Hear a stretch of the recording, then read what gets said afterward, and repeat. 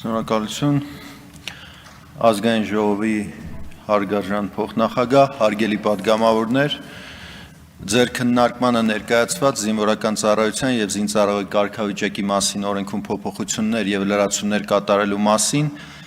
օրենքի նախագծի համաձայն նախատեսվում է ավելացնել պարտադիր զինվորական ծառայության մեջ գտնվող շարքային եւ կրտսեր ենթասպայական կազմերի զինծառայողներին տրվող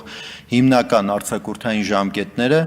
նրանց համար լրացուցիչ արձակուրդ սահմանել զինվորական երթումը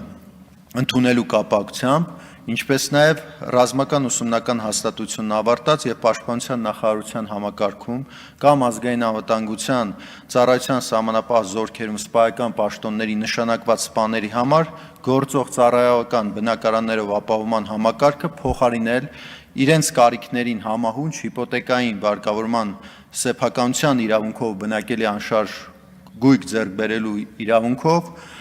ամբողջապես պետական բյուջեի միջոցների հաշվին։ Նկատի ունենալով նաև կարգավորող հարաբերությունների կարևորությունը, կառավարությունը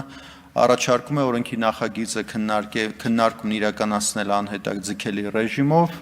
Հարգելի պատգամավորներ, խնդրում եմ հավանություն տալ կառավարության օրենսդրության նախաձեռնությանը։ Ըստ էության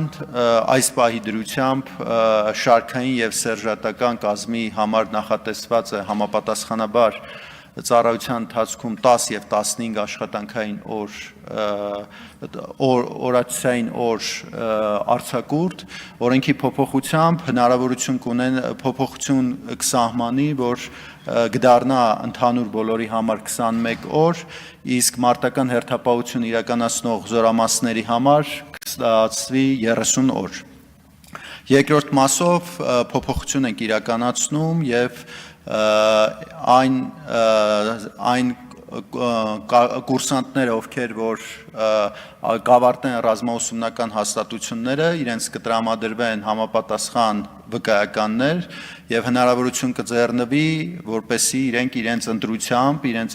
իրենց ցանկալի տեղամասում ձեռք բերեն բնակարաններ, որը որ 20 տարի ծառայությունն ավարտելուց հետո ամբողջությամբ իրավունք կունենան տնօրինելու։